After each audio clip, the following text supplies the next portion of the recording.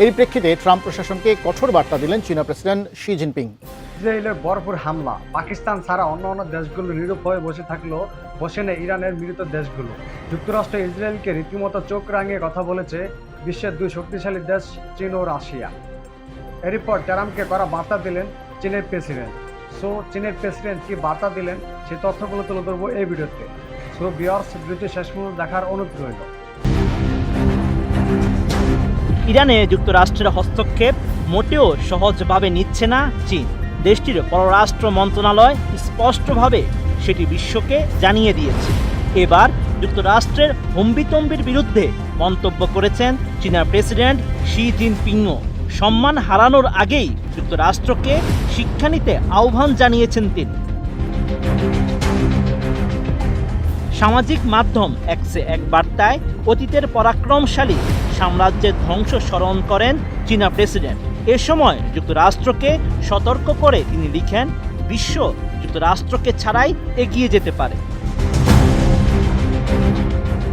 ইতিহাসের রেফারেন্স টেনে Xi Jinping লিখেন, 100 বছর আগে ব্রিটিশ সাম্রাজ্য বিশ্ব বাণিজ্যে আধিপত্য বিস্তার করেছিল।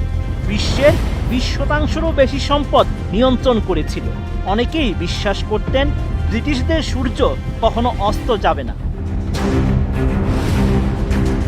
200 বছর আগে ফ্রান্স ইউরোপের মঞ্চে প্রভাব বিস্তার করেছিল। এর সেনাবাহিনী ভয়ের কারণ হয়ে উঠেছিল। এর সংস্কৃতি ঈর্ষার বিষয় ছিল। নেপোলিয়ন নিজেকে অমর ঘোষণা করেছিলেন। 400 বছর আগে স্প্যানিশ রাজত্ব ম্যানিলা থেকে মেক্সিকো পর্যন্ত শাসন করেছিল।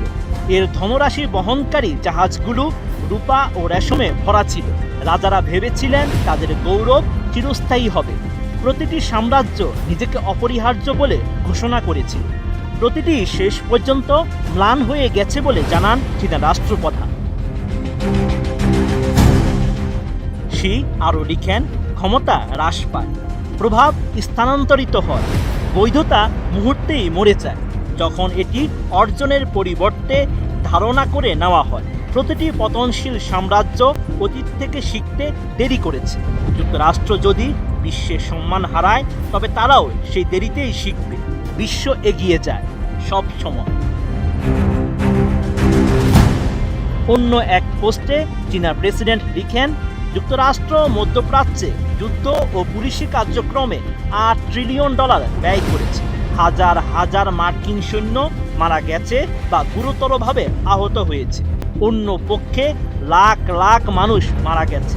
মধ্যপ্রাচ্যে যাওয়া মার্কিনীদের সবচেয়ে খারাপ সিদ্ধান্ত ছিল। Sheikh Farid, ATN news. আর এরকম নিত্যনতুন ভিডিও পেতে আমার চ্যানেলটিকে সাবস্ক্রাইব করুন। দেখা হবে নিত্যনতুন ভিডিওতে। সে মতো ভালো থাকবেন। আল্লাহ হাফেজ।